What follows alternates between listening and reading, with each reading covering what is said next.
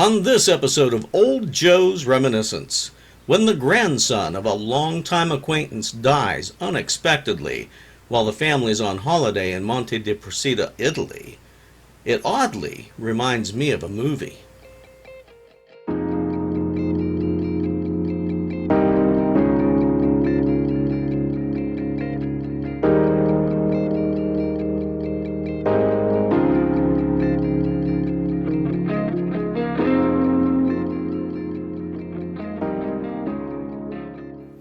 In June, 46 years ago, I took a retail job in a local shopping mall where there were only two places to get something to eat.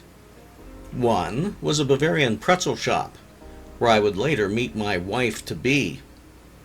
The other was a pizza shop run by two brothers from Monte di Procida, a tight-knit community to the west-southwest of Naples, Italy. Their young children could always be found running around in the mall. Eventually, one of those brothers would leave to open his own restaurant in a neighboring town. Vincenzo, the remaining brother, along with his wife Caterina, ran the original mall location. I also moved on to other job opportunities, but I would always remain loyal to my pizza-making friends. Over these many years, I've watched the family grow as I've frequented their shop, following them from location to location as they've relocated and grown their business. That mall is no longer there, being replaced by a Walmart superstore, and Vincenzo has since retired, turning the pizza shop over to his daughter Deborah and son-in-law Biagio. When I go there, I'm usually greeted by name, Joe, in much the same way as Norm on Cheers. One thing about the family has always been difficult for me to understand, and that is, how could they simply shut down their pizza shop for 2 whole weeks every August, so the entire family could return to Italy? Last summer was no exception, but with one major difference. Their Facebook account posted a notice that the shop would be closed for an additional week. No reason was given, and I was in pizza withdrawal. Now, I make an amazing thin pizza, but I haven't mastered the thick crust. Nobody around here makes a thick Sicilian pizza like my friends. I discovered later that Vinny's grandson had died while they were in Italy. He'd spent the day with his fiancée. They had a photo shoot, and the two were making arrangements for a wedding that they had planned for this August. The couple was out late. They may have gone to the My Way Music Cafe, a bar and dance club with a tremendous view. Maybe.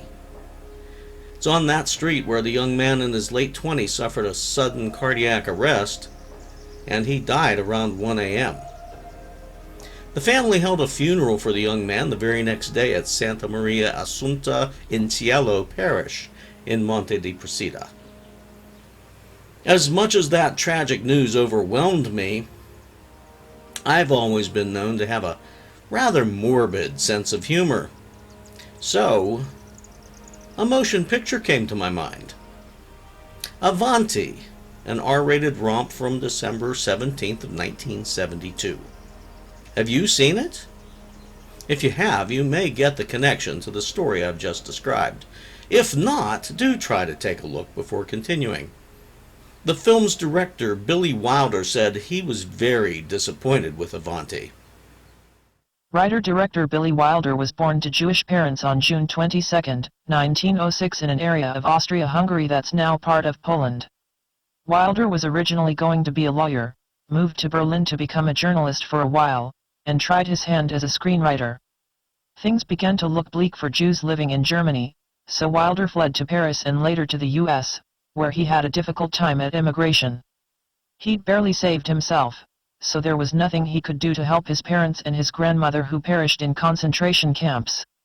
He spoke no English in those early days, but he was a quick learner, and he had the help of his roommate, actor Peter Lorre. Billy then teamed up with American screenwriter Charles Brackett, and the two started winning Academy Awards together. Wilder branched off into directing in the 1940s, and he decided to go solo as a screenwriter in 1950. Paired with screenwriter I.A.L. Diamond, Wilder co-wrote and directed the highly successful 1960 film The Apartment, starring Jack Lemmon. Wilder retired in 1982, and he received the American Film Institute Life Achievement Award in 1986. Billy Wilder lived to be 95 years old and he died on March 27, 2002. He felt that they'd gone overboard with the humor. Well, maybe just a little. He also claimed that it was never meant to really be a comedy. Oh, really? It was nominated for a Best Picture Golden Globe Award under the category Musical or Comedy. And Avanti, well, let's just say it's certainly no musical. The film was also nominated for the Golden Globes for Best Director and Best Screenplay. Fire up your Roku or other streaming device and take a look before I take off on this rather silly overseas journey. And if I ask permesso, you're supposed to answer Avanti.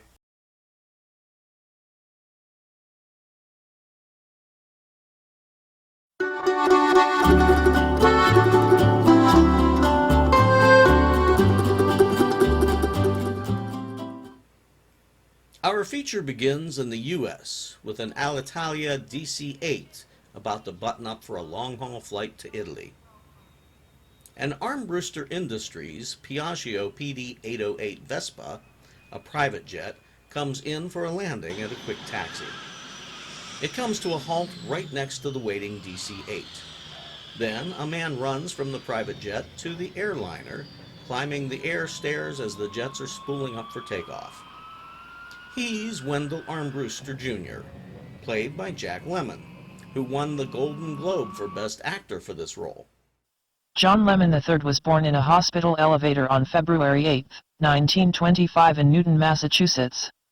By the age of 8, Jack had an inkling that he'd like to perform on stage and he began acting in school plays. At Harvard, he was banned from performing on stage because he was unable to maintain the required grade average. World War II interrupted his education, and Ensign Lemmon served as a communications officer on the aircraft carrier USS Lake Champlain. He went back to Harvard to get his bachelor's degree in war service sciences, and then he was off to study acting in New York City. Jack played piano in a bar, and he took small roles on radio, stage, and television until he got his first big film break in 1955. He won the Academy Award for Best Supporting Actor for his role as Ensign Pulver in John Ford's film adaptation of Mr. Roberts. When he met Ernie Kovacs, their budding friendship led to a string of 6 films under the direction of Richard Quine. He did 7 films with director Billy Wilder, beginning with the 1959 film Some Like It Hot. He was paired with Walter Matthau in a multitude of films beginning in 1966 and culminating with The Odd Couple 2 in 1998. Jack Lemmon died on June 27, 2001 at the age of 76. A stewardess shows him to his aisle seat, next to an uncredited priest who's praying the rosary. As the jet starts down the runway, the priest yanks his seatbelt tight, and he starts to pray faster. Once the no smoking light goes out, the priest immediately lights up. Cigarette smoke enters the scene as Armbruster starts looking around. He sees a man reading a newspaper a few rows back and across the aisle. Armbruster moves to take a seat beside that man. He whispers something into the man's ear. That elicits a surprised reaction from the doctor, Dr. Fleischman, played by Jack Lemmon's personal makeup man, Harry Ray. We don't know what they're saying because there's no sound here other than the jet noise. But whatever it was, the two have apparently come to some agreement as they both get out of their seats. Then they go to the lavatory together. They what? What could they be doing in there? It's so shocking that the stewardess runs to the cockpit and summons the entire flight crew. The commotion also has attracted the attention of the passengers traveling in coach. When the two men exit the lavatory, they're wearing each other's clothing. The dentist is now in Armbruster's casual red sweater, fuzzy pink shirt and plaid pants, while Mr. Armbruster is now wearing an ill-fitting business suit. The priest blesses himself with the sign of the cross, and then he goes back to praying the rosary as we begin the title sequence. Avanti's score consists of catchy adaptations of classic Italian songs. The arrangements by Italian film composer Carlo Rusticelli are conducted by Gianfranco Planisio. When the credits are done, we get an impressive aerial view of Rome as the DC-8's landing gear deploys for touchdown at Leonardo da Vinci Airport. A stewardess gives instructions to fasten your cigarettes and extinguish your seatbelts. Maybe Billy Wilder was right. They may have gone a little bit overboard with the comedy. Once they're on the ground, Mr. Armbruster has a bit of trouble at the customs booth. It seems that he's attempting to enter the country with the good doctor's passport. Oops! Wendell tries to explain. He was on the golf course when he got word of his father's death. He didn't have time to change. I mean, who would want to travel to Europe wearing anything less than a business suit, right? Anyway, Dr. Fleischmann shows up being escorted by La Polizia, and they get everything figured out. Armbruster gives the man a piece of his mind. He does the age-old American trope of calling someone a foreigner in their own country. When Armbruster's done, the customs man, played by Raphael Matola, merely wipes the smudge from the front of his glass partition. We next join Armbruster in the dining car of a train heading to Naples. He doesn't seem to like the coffee, and that's going to be a running gag. He pulls a machine from his briefcase, and he begins to dictate a eulogy. A woman spies him in her makeup mirror. She approaches the man and tries to spark up a conversation. She asks if he's Mr. Armbruster. He shoots back that he's certainly not Dr. Fleischmann. I guess he's still a bit on edge after his customs ordeal. Anyway, she's put off by his rudeness and she exits. Next, we cut to a high-speed hydrofoil crossing the Gulf of Naples. The one-hour trip costs about $25 to $30 today. Armbruster notices the woman from the train. He approaches her, and he accuses her of following him. He also wants to know how she knows his name. That's not all she knows. I know a lot of things about you. You're 42, you live in Baltimore, you have a wife and 2 children, and you're a former president of the Junior Chamber of Commerce. She starts to make small talk about the weather, her being from London, and that there are 16 kinds of pasta. She names them all, and then she adds that she can't eat any of them. She has a weight problem. I noticed that. Juliet Mills was nominated for the Best Actress Golden Globe for this performance. Juliet Mills was born in London on November 21, 1941 to actor Sir John Mills and playwright Mary Haley Bell. Her first film role was as Frida's baby in the 1942 British film In Which We Serve, with more baby roles to follow.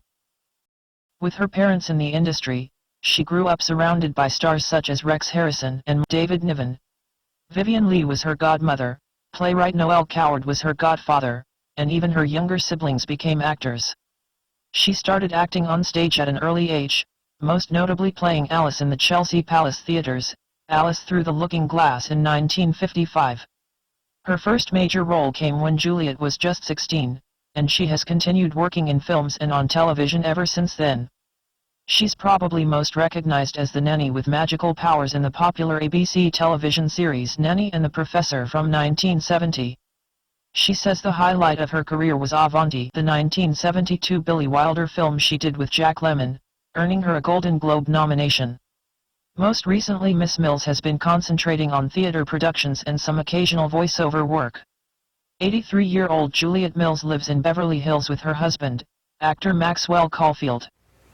She wasn't Wilder's first choice for the role, but Lynn Redgrave had just lost a lot of weight and she wasn't putting it back on.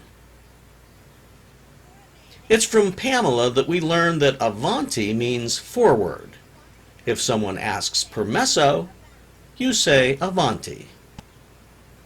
Armbruster walks away. He says that he knows all the Italian that he needs to. At their destination, a Fiat 232 van from the Grand Hotel Excelsior pulls up to meet the hydrofoil. A smartly dressed man gets out of the van and he addresses Mr. Armbruster. He is Carlo Carlucci, played by Clive Revill, who was nominated for the Best Supporting Actor Golden Globe for this role.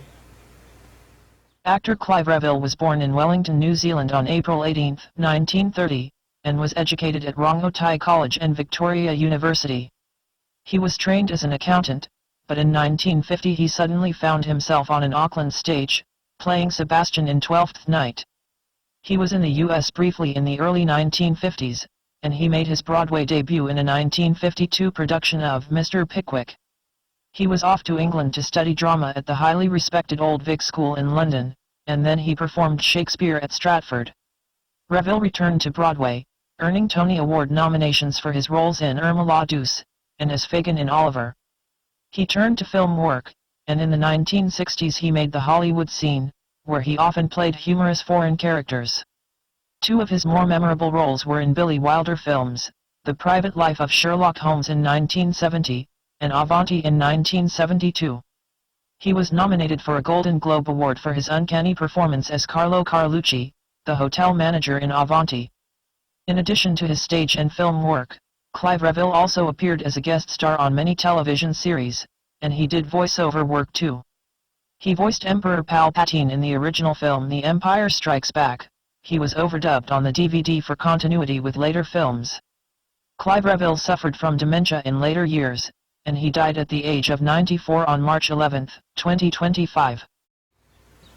They put Armbruster's briefcase on the luggage rack and they drive off, just as Miss Pigott is trying to wave them down. She has to hire a horse-drawn carriage to take her to the hotel. Driving along in the van, Armbruster wants to know how far it is to the morgue. Carlucci says that they're going to the hotel first. The morgue is closed. It's the lunch hour. When Armbruster points out that it's 2:30, Carlucci explains that in Italy, the lunch hour is from 1 until 4. Now, I googled that, and apparently that's a real thing. They're nearly hit by a fruit truck on a tight switchback corner. This prompts a discussion about the car accident that ended Wendell Armbruster Sr.'s life. It seems his car had run off the road and plunged 200 meters into a vineyard. It took hours to get the corpses out. Corpses? What do you mean corpses? Well, how many were there? The fact that his father wasn't alone in the car surprises Wendell. They arrive at the hotel where a man takes Mr. Armbruster's briefcase. Italian actor Gianfranco Berra plays Bruno the valet. I'm Bruno the valet. That's what I said. Italian actor Gianfranco Berra was born on April 5, 1940 in Rome, Italy, a country that had just entered World War II. He studied at the Silvio D'Amico Academy of Dramatic Arts, the only national drama school in the nation of Italy. Initially, Gianfranco had concentrated on acting on stage and theatrical presentations in his hometown of Rome. His film debut came in 1968, when he was cast as a doctor in a film about corruption in the Italian health system. The character actor appeared in more than 80 films during his career, almost all of them in the Italian language. One of those films was Billy Wilder's Avanti, an American motion picture that was shot in Italy in the summer of 1972. Signor Berra was also active on Italian television, in Italian television commercials, and as a playwright. Gianfranco Berra died on March 23, 2025 in his hometown of Rome, Italy at the age of 84. He's the second one from this cast to have died this past March. Carlucci escorts Mr. Armbruster Jr. to his father's suite. Nice digs. I'm lucky if I can afford to stay overnight at a Motel 6. Armbruster Sr. had reserved the same suite from July 15th to August 15th each year for the past 10 years. The 5 Wall Street journals on the desk are meant to be proof of how much time has passed since the accident. But in a props department goof, they're all identical issues from the same day. Armbruster starts to get comfortable. He removes his jacket, tie, and shoes. Dr. Fleischmann's suit seems to fit him much better here than it had back on the airplane. Carlucci gives a brief history lesson on Ischia being a health resort for 2,000 years. The Emperor Tiberius went there for the gout, he says, but I can find no evidence of that. He mentions other historical figures, and he ends with Sophia Loren. Sophia Loren has the gout? No. Here we cure everything. Miss Loren did spend time on the island. She even had a home there. There's a knock at the door. Avanti. It's Bruno with Mr. Armbruster's briefcase. Strangely, he's pulling it into the room on a wheeled cart instead of just carrying it. Armbruster picks up the phone to call home. First, he verifies that the operator isn't out to lunch. After all, it is Italy. While he's calling home to Maryland, Bruno places the briefcase on the desk. Carlucci, ever the perfectionist, straightens it. Then he looks up and sees a set of women's luggage behind the door. Carlucci calls Bruno back to remove the luggage. Armbruster's in a rush to claim his father's body so that he can take it back to the States for the funeral. Carlucci says that it's not that simple.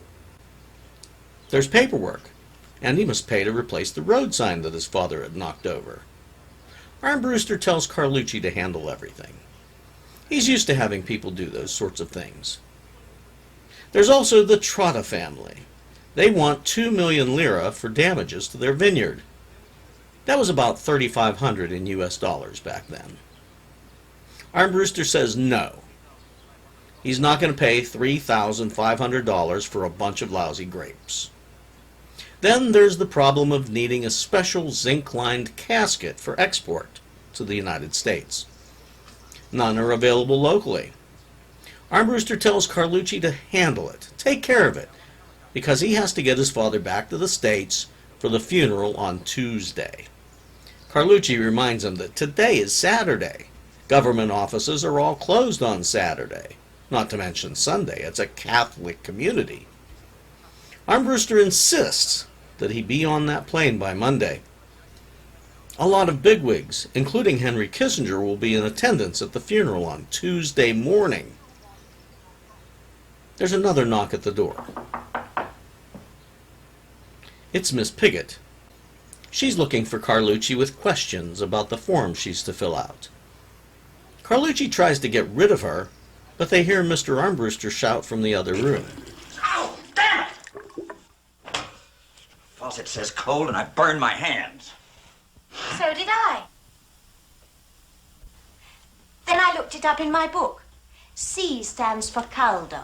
But that doesn't mean cold, it means hot. Freddo means cold. It's you again. Hello. Carlucci is surprised that the two know each other. Well, not really. They've been running into each other on public transportation. It comes out that her mother was in the car with his father when the accident happened. Armbruster changes his attitude toward Miss Pigott, apologizing and wanting to help. He seems to feel somewhat responsible. They need 2 coffins now. Miss Pigott notices her mother's nightgown and her slippers are in the room. Carlucci, what's the meaning of that? I'll help you. The valet forgot to pack these things when he moved my mother's suitcases into room 126. You just cannot get decent help these days. Wendell's mind is blown. He had no idea of his father's secret affair.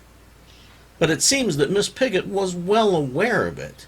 She even knew where the two had met. 10 years ago. 10 years? This has been going on for 10 years? Every summer. It's at that moment that Mrs. Armbruster returns Wendell's telephone call. He accidentally lets it slip that he needs 2 coffins. When she questions the need for 2 coffins, he backpedals. Then he pretends there's a bad phone connection. While Wendell's discussing the funeral arrangements, Pamela Pigott excuses herself.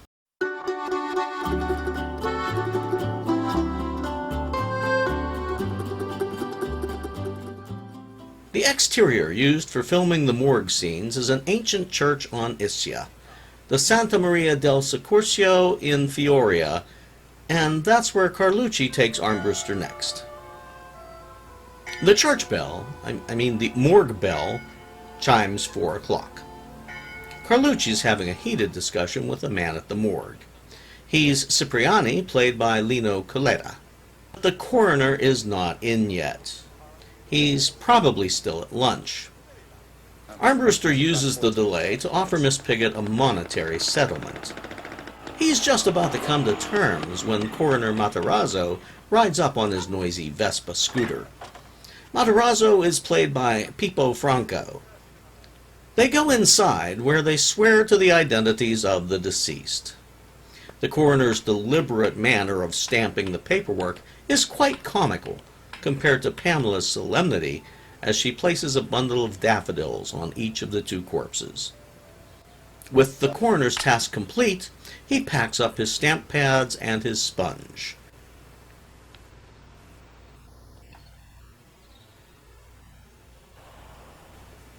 Arrivederci.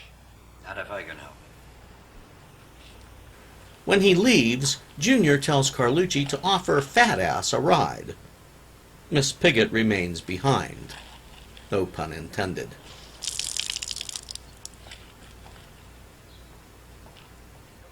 Back at the hotel, Armbruster listens back to the eulogy he'd started dictating.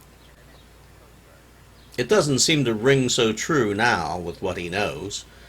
He starts recording a revision when there's a knock at the door. Permesso? Permesso. Dammi in Avanti. Buonasera. Buonasera.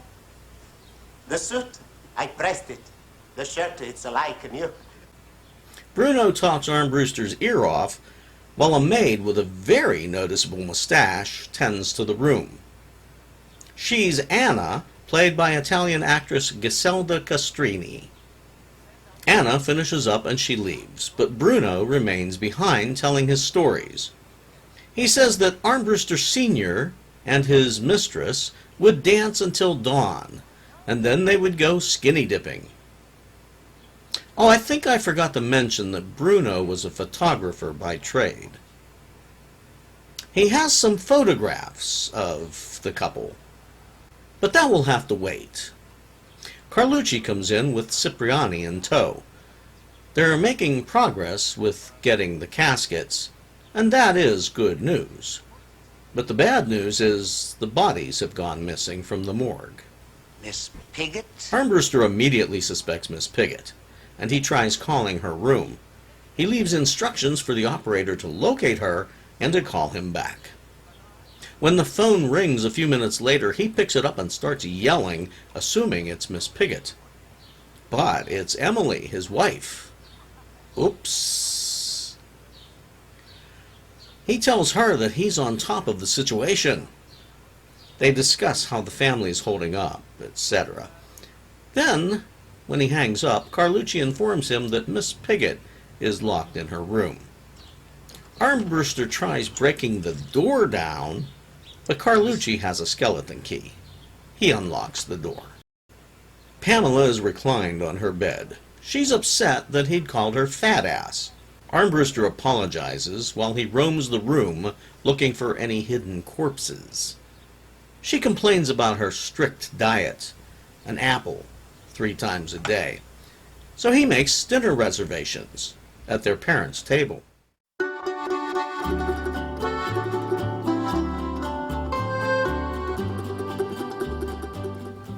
A short while later, Wendell is changed and he arrives for dinner. His father's clothes fit him very well. He's wearing a navy jacket over a cream-colored turtleneck. Tan trousers complete the dinner ensemble. At the restaurant entrance, Carlucci informs Mr. Armbruster that the coffins are on their way. Great. First we had bodies and no coffins. Now we have coffins, no bodies. The maitre d', played by Tuscany-born Giordino Guidi, greets Wendell. The table is ready. Since Pamela hasn't arrived yet, he'll wait at the bar. The barman, Naples native Giacomo Rizzo, serves him Armbruster Sr.'s usual drink, a whiskey sour. The two watch a young nurse push nonagenarian Baron von Schmetterling to the dance floor. The Baron is played by director Billy Wilder's Italian chauffeur Armando Schiavignoli. Armbruster comments that the spa's properties must take years off. The bartender agrees. It certainly does. Every year these nurses, they keep getting younger and younger. A second nurse cuts in. Those two dancing nurses are played by Helsinki-born Yanti Summer and Swede Janet Agren. Pamela finally arrives. She apologizes for being late. It seems she had some trouble fitting into her mother's dress. Wendell hands her the Bacardi that was prepared for her. It was her mother's drink. She says that she doesn't drink, but Wendell talks her into having one drink to toast their parents. If this evening is to be a salute to them, then please don't louse it up. Of course not. Salute. Salute. Salute. Their table is ready. The orchestra plays their parents' favorite tune, and singer Sergei Bruni sings. Once they're seated at the table, the maitre d' suggests that they start with a little pasta.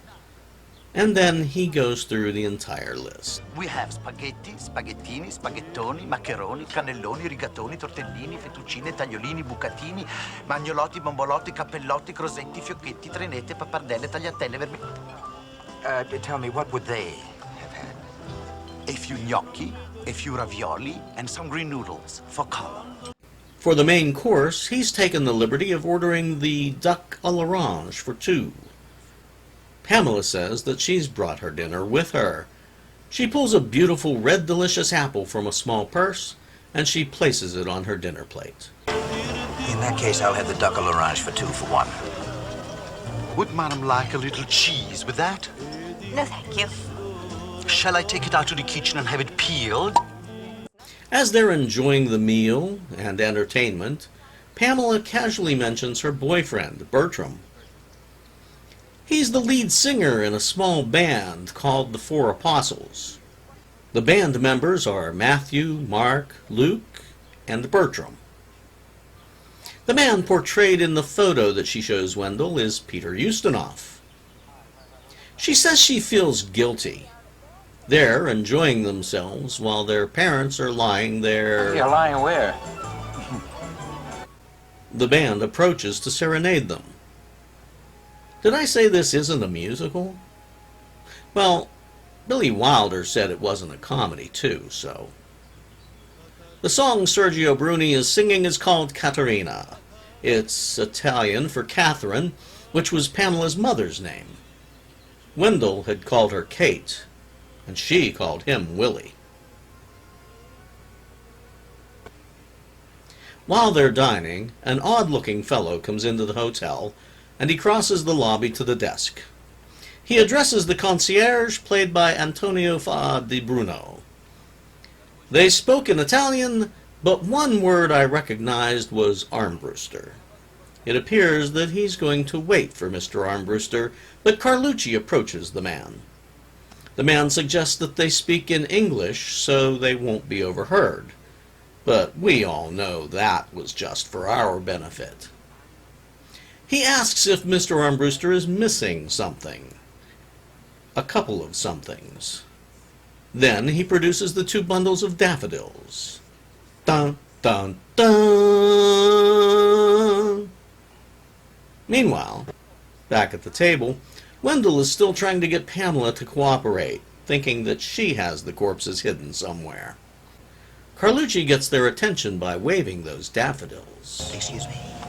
The man takes Armbruster and Carlucci for a wild ride in his little Fiat 500, eventually stopping at an opening in the guide rail.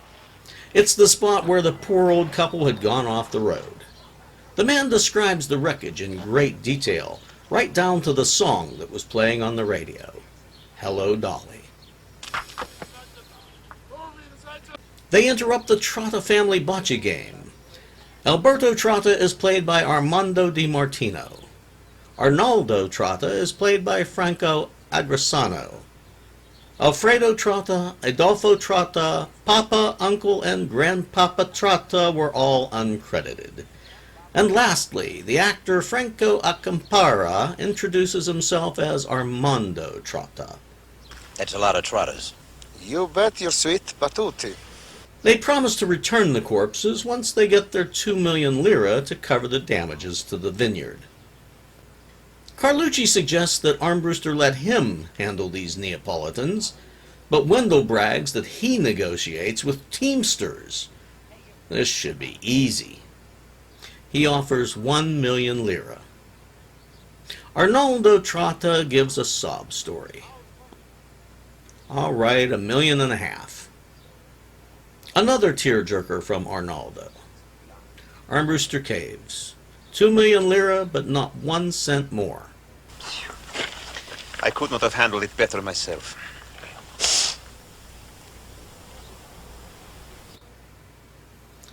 Arnaldo gives the check back to Armbruster. Oh, we want it, but not in dollars. We take Swiss francs, we take German marks, we take Japanese yens. But with your economy sick like a dog, no dollars. Armando drifts his Fiat around the dangerous curves on the way back to the hotel. They arrange to meet at noon with German marks. Armbruster's exhausted. He remarks that he's gone 40 hours without sleep. I'm gonna hit the sack and just flake out. I envy you. When do you sleep? In the winter. Wendell hears music. He discovers that the orchestra is still playing while Pamela dances. Dawn is breaking. Wendell tries to sneak away, but the maitre d' calls out to him. He's kept the crepe Suzette warm. Pamela says that Wendell's just in time to join her for some skinny dipping at sunrise. Morning, Miss Piggott. Billy Wilder's co-author, I.A.L. Diamond, thought the nude scenes were unnecessary, saying that if you're watching somebody's boobs, you're not listening to the dialogue. I'm wondering if the R rating might have kept some moviegoers away. I feel there may have been larger crowds for a PG movie.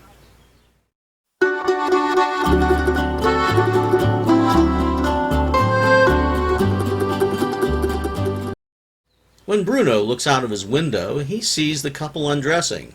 He grabs his camera and he runs to the boardwalk. Bruno gets plenty of incriminating pictures of Pamela and Wendell au naturel. And some fishermen get an eyeful as they pass by the sunbathers. Then the two head back to the hotel for a little rest.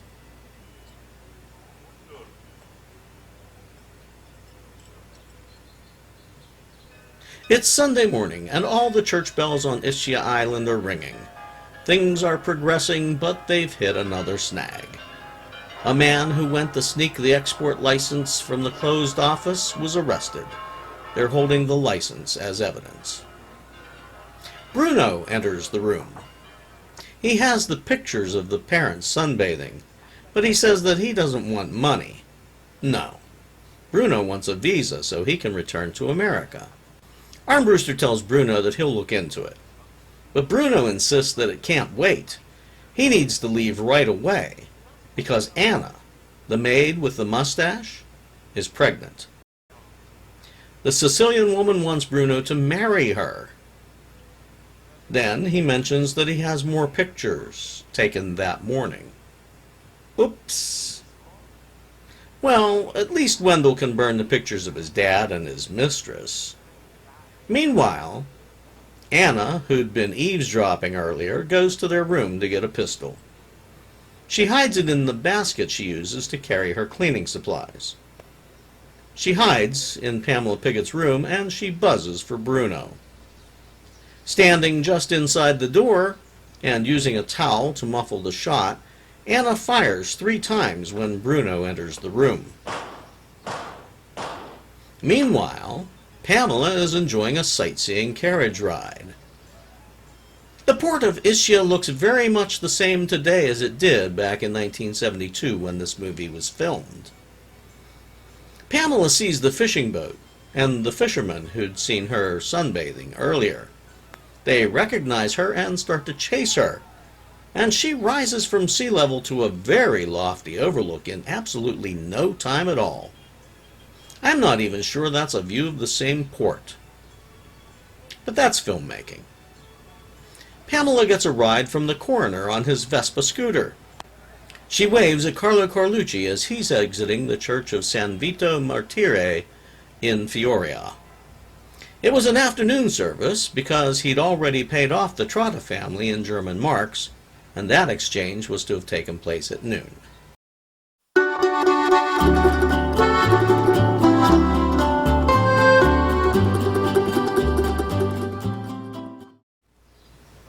When he arrives back at the hotel, the concierge informs him of the murder. Carlucci gives Bruno's Polaroid photos to Armbruster to avoid any scandal. He explains that they're moving Miss Piggott's bags to Armbruster's suite just as a precaution, in case the police start asking questions. Wendell gets a pair of scissors and he begins to cut the prints into small bits. One image catches his eye, and he sits down to admire it, searching for more pieces and working them together like a jigsaw puzzle.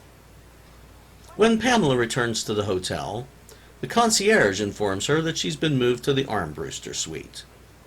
He apologizes for the inconvenience, but she's happy to hear it. Pamela goes to Wendell's suite, knocks, and asks permesso. Wendell responds, Avanti. She enters the suite to find her luggage is there on the floor just inside the door. Wendell is in the bathtub. Misunderstanding the situation, she starts unpacking and moving her things into his closet. The phone rings. She answers it, denying that she's the interpreter, as Wendell had told his wife. And when Wendell finishes his bath, he tries to explain everything to Pamela. Then Carlucci stops by to give them the all clear. Pamela packs her things to go back to her room. The phone rings again. This time Wendell answers, and he has to dance around his previous story. We cut to a military helicopter carrying J.J. Blodgett from the U.S. State Department. Billy Wilder wanted Walter Matthau for the role because of his chemistry with Jack, but he's being played here by Edward Andrews instead. Edward Bryan Andrews Jr. was born on October 9, 1914 in Griffin, Georgia, but he grew up in Pittsburgh, Cleveland, and Wheeling. When Edward was 12 years old, he won the opportunity to do a walk-on in a summer stock theater production. After graduating from high school, Edward attended the University of Virginia for 3 years. He was 20 years old when he joined a stock theater company, and after a year he was on Broadway. Andrews spent the next 20 years acting on stage almost exclusively, although he also appeared in a few shorts in the 1930s. Then, in 1949, Edward was cast in a minor role as a neighbor in Adam's Rib, starring Spencer Tracy, Katharine Hepburn, and Judy Holliday. He spent most of the 1950s appearing on network television shows, in the days when they were broadcasting live from their New York studios. When the networks relocated to Hollywood, Edward Andrews headed west with them, opening additional opportunities for film appearances. He was in his late 40s, and looked older, when he was cast as the defense secretary in Walt Disney's The Absent-Minded Professor in 1961.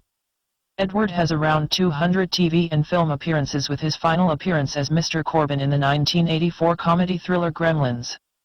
On March 8, 1985, 70-year-old Edward Andrews suffered a heart attack in his home and he died at Santa Monica Hospital later that day. He's there to take the body back to the U.S.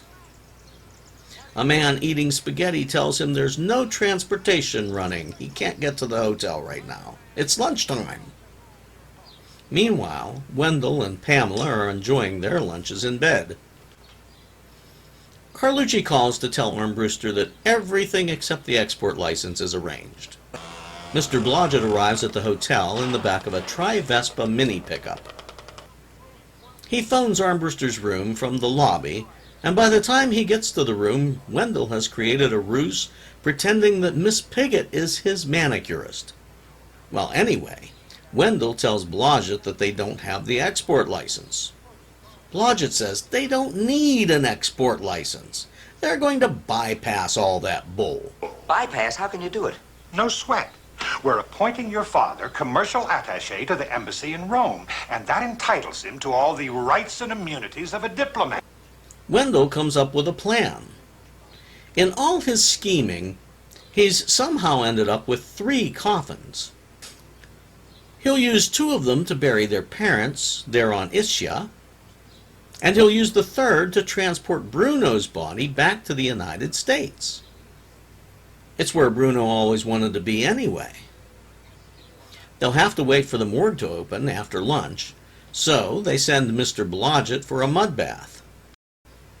We cut to the Carlucci family division of a cemetery overlooking the Mediterranean.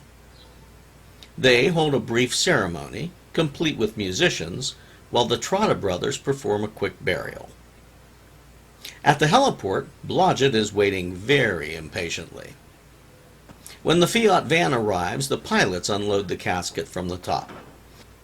There's a brief ceremony wherein Bruno, whose body is standing in for that of Armbruster Sr., is being sworn in as a U.S. diplomat. They drape a U.S. flag over the casket before loading it into the chopper. Bruno would be so happy he's going back to the United States with honors. Wendell and Pamela say their sad goodbyes, and Carlucci informs them that the suite will be available from July 15th to August 15th next summer. Pamela promises to be skinny, but Wendell cautions her. Miss Piggott, you lose 1 pound. Just 1 pound, and it's all over between us. Arrivederci, Carl. Then we watch as the chopper takes off with pilot-actor Ty Harden at the stick. The helicopter passes the Punta Carina lighthouse before heading out over the Gulf of Naples on their way to Rome, and then on home to Maryland for the funeral the next morning.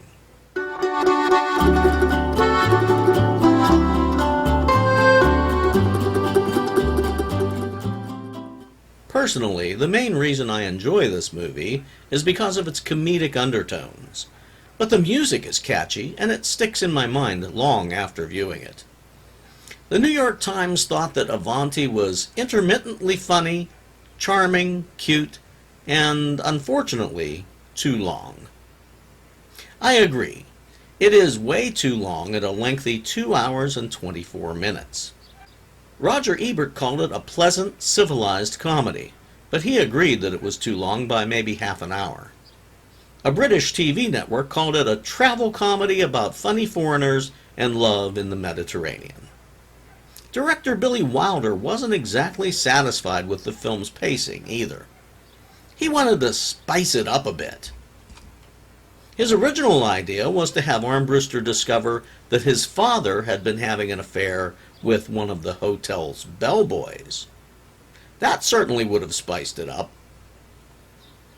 Especially in 1972, when the world was shocked by Archie Bunker on All in the Family every Saturday night. This wasn't the first Billy Wilder film I'd seen. I saw The Apartment in high school. I don't recall much about it. I found it boring. But maybe I should try it again now that I'm an adult. Other Billy Wilder films kept my interest, though. There's one I haven't seen in like forever, The Major and the Minor. I remember my dad and I used to watch Stalag 17 whenever it came on TV. I think that's my favorite. I'm glad they filmed this motion picture on location, because it's fun to see 1970s Italy, somewhere I've never been able to go, and probably never will be. I hate it when they dress up a US or Canadian location to stand in for a foreign country. Even the opening scene of Avanti was shot in Italy, and that was supposed to be set in New York. When Armbruster Jr. transfers from his Italian private jet to the Alitalia DC-8, that scene was filmed at Rome's Leonardo da Vinci International Airport. I would have expected to see a Learjet if it was really in the US. But knowing his father flew to Italy on a regular basis, I just figured the old man may have bought an Italian Vespa jet. Suspension of disbelief. Do Italians have to call everything Vespa? Vespa means wasp in Italian. Do Italians have an affinity to wasps? They had a Vespa private jet, a Vespa scooter, and a Tri-Vespa mini pickup truck.